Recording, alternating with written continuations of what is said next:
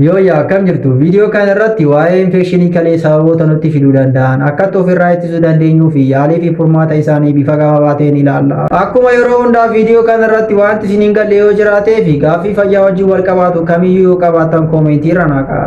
YouTube chaanaalii kanaaf haaraa yoo taatan immoo subscribe gochuun maatii ta'a. Nu faana tura.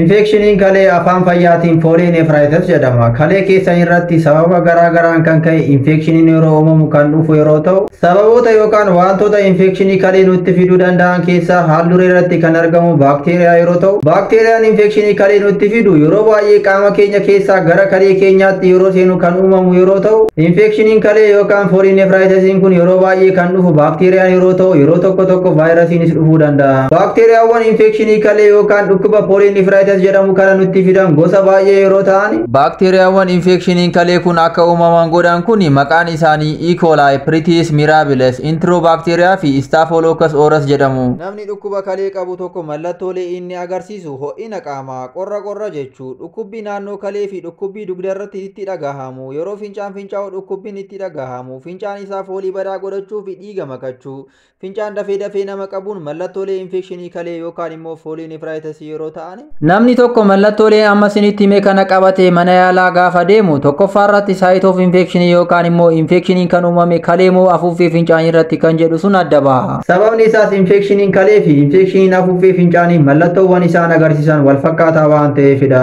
Sana booda immoo mirmaraa yookaan sakatta'insa fincaanii, sakatta'insa dhiigaa fi kaleen keessan altiraasaawundii yookaan immoo reenaal altiraasaawundii isin hojjetama. Sana booda bu'aa yookaan laaboraatoorii riizaaltii keessan irratti hundaa'ee yaalii fi qorichi isinii kennama. Namni tokko infekshinii kalee yookaan poolineefraayitisii kana akka qabu mallattoo fi laaboraatoorii riizaaltiin yoo beekame gosa qorichaa antibaayootikii jedhamu guyyaa 14 fudhata. Gosa qorichaa antibaayootikii jedhamu kana guyyaa 14 fudhatee yoo saawwayyuu dide yookaan immoo infekshiniin sun yoo baduu dide immoo gosa qorichaa antibaayootikii jedhamu kan infekshinii kalee balleessuuf isa gargaaru kana guyyaa 14 oliif isa ajajamuu danda'a. Yookaan immoo mana yaalaa yookaan hospitaala akka ciisu godhamee bifa marfeedhaanii fi bifa qoricha liqimsamuun kombaayin godhamee kennamuufii danda'a. Maqaan qorichoonni infekshinii kalee kana yookaan immoo poolineefraayitisii kana yaaluuf kennamani noorofloksaasilin, amoksaasiliin, oogmantiin, seeftiraaksaan, seefaaleksinii fi seeprofloksaasilii fi leevofloksaasilin jedhamu kan biraas baay'een ni jiru. Dhukkubni infekshinii kalee yookaan immoo poolineefraayitis jedhamu kun siin qabee mana yaalaa deemtanii qorichi antibaayootikii erga isinii ajajamee booda immoo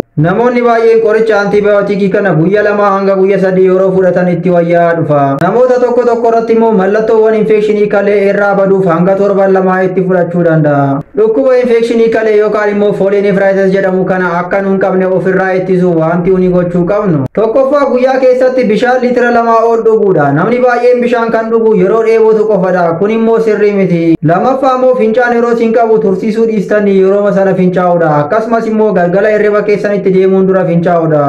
Sadaffaa immoo walqunnamtii saalaa raawwachuu keessan duraa fi booda fincaan keessan fincaa'uudha. Sababni isaa immoo walqunnamtii saalaa raawwachuu keessan duraa fi booda fincaan keessan fincaa'uun baakteeriyaawwan afuuffee fincaanii keessa jiran qulqulleessuuf sin gargaara.